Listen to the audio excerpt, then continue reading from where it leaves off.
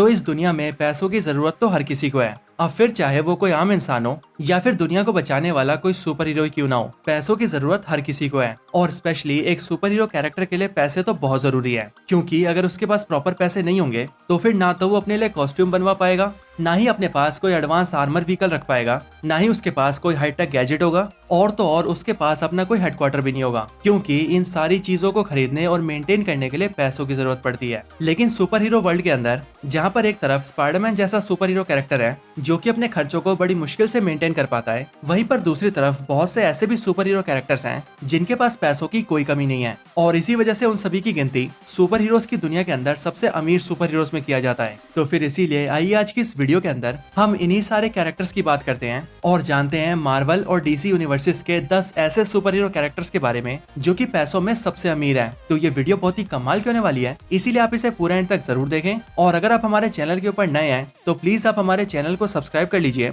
और सब्सक्राइब करने के साथ साथ आप सभी सब्सक्राइब बटन के बगल के बेल आइकन को भी ऑल पर सेट कर लीजिए, ताकि जब भी हम कोई नई वीडियो अपलोड करें तो आप उस वीडियो को सबसे पहले देख सकें। इसके साथ ही मैं आप सभी को बताना चाहूंगा कि हमने आयरन मैन के टॉप 10 फैक्ट्स के ऊपर वीडियो अपलोड कर दिया है, तो अगर आप में से किसी ने उस वीडियो को अभी तक नहीं देखा है तो प्लीज आप जल्दी से जाकर उस वीडियो को वॉच कर लीजिए। और आप उसके बाद मार्वल और डीसी से कौन से कैरेक्टर के ऊपर फैक्ट्स वाली वीडियो देखना चाहते हैं, आप उसका भी नाम मुझे कमेंट्स में बताइए। वीडियो के ऊपर कमेंट ज्यादा से ज्यादा करें ताकि हम उसकी नेक्स्ट वीडियो जल्दी से ला सकें। तो फिर आइए अब हम बिना किसी देरी के आज की इस कमाल की वीडियो को स्टार्ट करते हैं और जानते हैं मार्वल और डीसी यूनिवर्सिस के 10 सबसे अमीर सुपर हीरो कैरेक्टर्स के बारे में।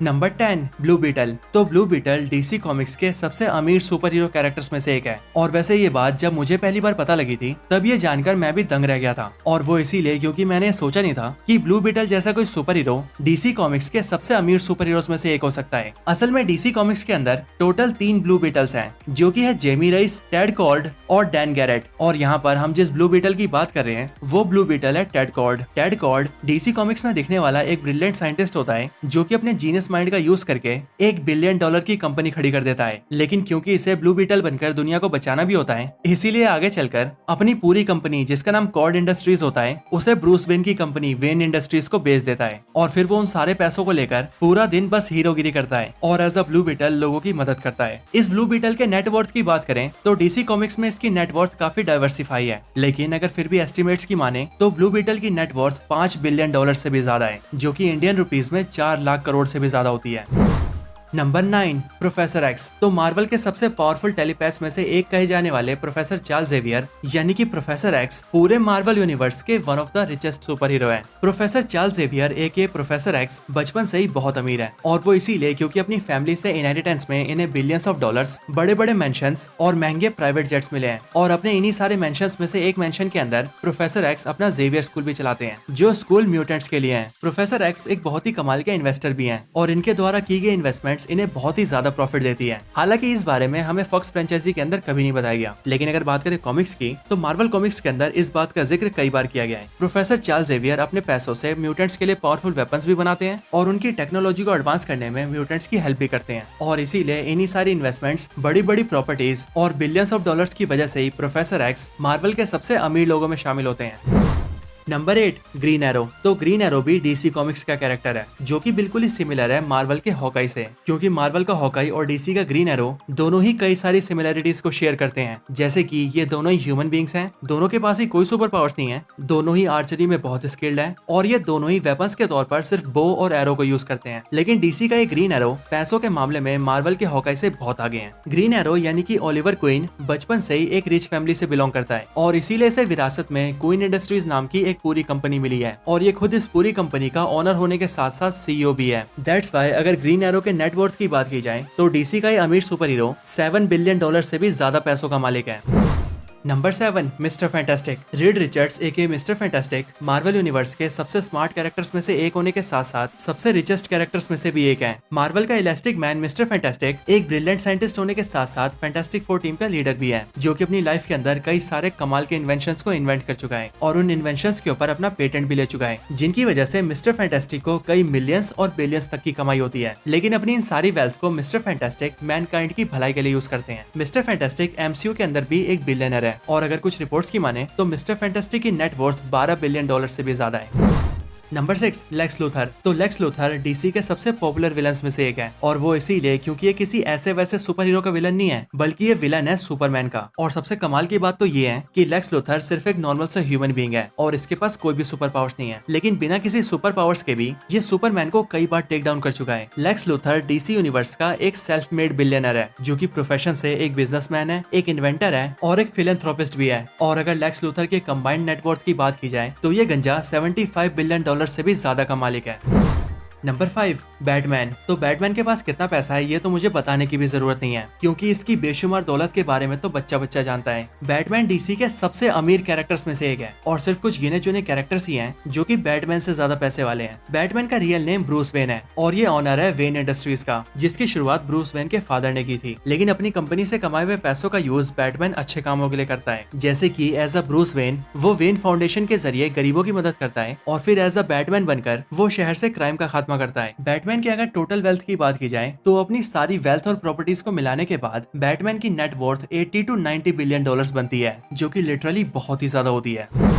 Number 4, Tony Stark. तो एमसीयू का जीनियस, बिलियनर, प्लेबॉय और फिलैंथ्रोपिस्ट टोनी स्टार्क पूरी स्टार्क इंडस्ट्रीज का ओनर है और वो भी मैक्सिमम शेयर्स के साथ। स्टार्क इंडस्ट्रीज की विरासत टोनी स्टार्क को उसके फादर से मिली है और टोनी के फादर की डेथ के बाद जब टोनी को एक कंपनी मिली थी तब स्टार्क इंडस्ट्रीज कंपनी की वैल्यू सिर्फ कुछ $1 मिलियन में ही थी। लेकिन टोनी स्टार्क ने अपने जीनियस माइंड से अपनी $1 मिलियन कंपनी को $1 बिलियन कंपनी में कन्वर्ट कर दिया, वो भी बहुत ही कम टाइम के अंदर। और ये सब कुछ पॉसिबल हुआ टोनी स्टार्क के द्वारा डेवलप किए गए advance military gear, high efficiency reactors और नैनो टेक्नोलॉजी से। और इन सब एडवांसमेंट्स की वजह से टोनी स्टार्क की नेटवर्थ $100 बिलियन से भी ज्यादा की हो गई। और इसीलिए अगर एज ए इंडिविजुअल देखा जाए तो एक इंडिविजुअल कैरेक्टर के तौर पर टोनी स्टार्क सबसे अमीर है। Number 3, black bolt. तो ब्लैक बोल्ट खुद एक इनह्यूमन होने के साथ साथ सभी इनह्यूमंस का राजा भी है, जो कि बिलोंग करता है इनह्यूमंस की रॉयल फैमिली से। ब्लैक बोल्ट इनह्यूमंस की सिटी एटलियन का रूलर है और ये सिटी हिमालयस के अंदर एक हिडन प्लेस पर मौजूद है। ये सिटी स्पेशली एक ऐसी जगह पर छुपी हुई है जहाँ पर इसे कोई भी ह्यूमन नहीं ढूंढ सकता। इनह्यूमंस बेसिकली क्री के एक्सपेरिमेंट्स का नतीजा है और इसी रीजन की वजह से इनह्यूमंस के पास क्री का एडवांस टेक भी है। इसके साथ ही इनह्यूमंस के पास टेरिजन क्रिस्टल्स भी हैं, जो कि किसी भी इनह्यूमन की अनएक्टिव पावर्स को एक्टिवेट कर सकते हैं और उसे एक ह्यूमन से एक सुपर ह्यूमन में कन्वर्ट कर सकते हैं, या फिर यूं कहें उसे एक इनह्यूमन में कन्वर्ट कर सकते हैं। और यही टेरिजन क्रिस्टल्स बहुत ज्यादा प्रीशियस होने के साथ साथ बहुत ज्यादा कॉस्टली भी है। इसीलिए ये सारी चीजें ब्लैक बोल्ट की नेटवर्थ को $250 बिलियन के करीब लाती हैं और ब्लैक बोल्ट को मार्वल के सबसे अमीर सुपर हीरोज में से एक बनाती है। Number 2, नेमोर and Aquaman. तो नंबर 2 की पोजीशन पर 2 कैरेक्टर्स आते हैं, जो कि है मार्वल से नेमोर और डीसी से एक्वामैन। और ऐसा इसीलिए क्योंकि इन दोनों ही कैरेक्टर्स की वेल्थ या फिर यूं कहें नेटवर्थ ऑलमोस्ट बराबर ही है, और वो इसीलिए क्योंकि ये दोनों ही अटलांटिस के किंग हैं। कॉमिक्स के अकॉर्डिंग एक्वामैन और नेमोर दोनों ही अटलांटिस को रूल करते हैं और as a king of Atlantis पूरा अंडर वाटर्स इनकी किंगडम के अंदर ही आता है और अंडर वाटर्स के सारे रिसोर्सेज इनके कंट्रोल में है। हालांकि एमसीयू के अंदर नेमोर की ओरिजिन थोड़ी सी चेंज है, क्योंकि एमसीयू में वो अटलांटिस का राजा नहीं बल्कि टालोकांस का राजा है, जिसे कहा जाता है कुकुलकान। लेकिन इसके बावजूद भी वो एमसीयू में भी पूरे ओशियंस का राजा है और पूरा अंडर वाटर्स उसके किंगडम में आता है। और इसी रीजन की वजह से नेमोर और एक्वामैन दोनों की नेटवर्थ मिलियंस और बिलियंस में नहीं बल्कि ट्रिलियंस में है। हालांकि यहाँ पर ध्यान देने वाली बात यह है कि नेमोर और एक्वामैन दोनों ही इंडिविजुअल्स नहीं बल्कि किंग्स हैं। इसका मतलब ये है कि इनके पास जो भी वेल्थ है वो इनका खुद का नहीं बल्कि इनकी किंगडम का है, और इसीलिए जब इनके किंगडम की लीडरशिप चेंज होगी तब इनकी ट्रिलियंस ऑफ डॉलर्स की वेल्थ जीरो पर आ जाएगी।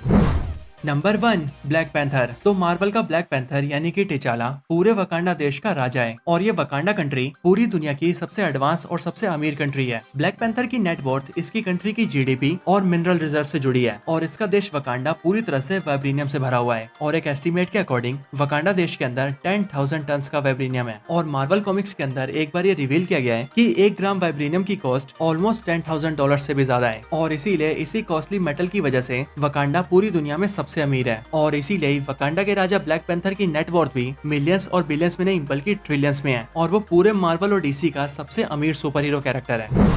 तो यही थी वीडियो मार्वल और डीसी यूनिवर्स के 10 सबसे अमीर सुपर हीरो कैरेक्टर्स के ऊपर। आप सभी को ये वीडियो कैसी लगी ये आप मुझे कमेंट्स में जरूर बताएं, और अगर आप सभी का कोई और रिकमेंडेशन हो तो आप वो भी मुझे कमेंट्स में बता सकते हैं। इसके साथ ही जैसा कि मैं वीडियो की स्टार्टिंग में भी बता चुका हूँ कि अगर आपने अभी तक आयरन मैन के टॉप 10 फैक्ट्स वाली वीडियो नहीं देखी है तो आप जल्दी से जाकर उस वीडियो को देख लीजिए, और आप उसके बाद मार्वल और डीसी यूनिवर्स से कौन से कैरेक्टर के ऊपर फैक्ट वाली वीडियो देखना चाहते हैं आप उस कैरेक्टर का नाम भी कमेंट्स में जरूर बताइए। वीडियो पसंद आने पर लाइक भी करिए और कमेंट्स भी ज्यादा से ज्यादा करिए ताकि हम वीडियो जल्दी से ला सके। बाकी तब तक के लिए आप लोग हमारे चैनल की ऐसी और भी कमाल की वीडियोस को वॉच करना चाहते हैं तो आप हमारे चैनल में भी जा सकते हैं, या फिर आप इसी वीडियो के डिस्क्रिप्शन को भी चेकआउट कर सकते हैं, जहाँ पर मैंने पहले से ही कई सारी कमाल की वीडियोस के लिंक डाले हुए हैं और मुझे उम्मीद है कि वो सारी वीडियोस आपको बहुत पसंद आएंगी। तो बस आज की इस वीडियो में इतना ही। इस वीडियो को यहीं पर एंड करते हैं। वीडियो पसंद आई हो तो लाइक करें, चैनल को सब्सक्राइब नहीं किया तो अभी के अभी सब्सक्राइब करें। बाकी वीडियो को शेयर करना चाहते हैं तो इसे अपने दोस्तों के साथ शेयर भी जरूर करें और आप सभी इसी तरह से हंसते और मुस्कुराते रहें। बाकी मैं आप सबसे मिलता हूँ ऐसे किसी और बेहतरीन वीडियो में, तब तक के लिए गुड बाय।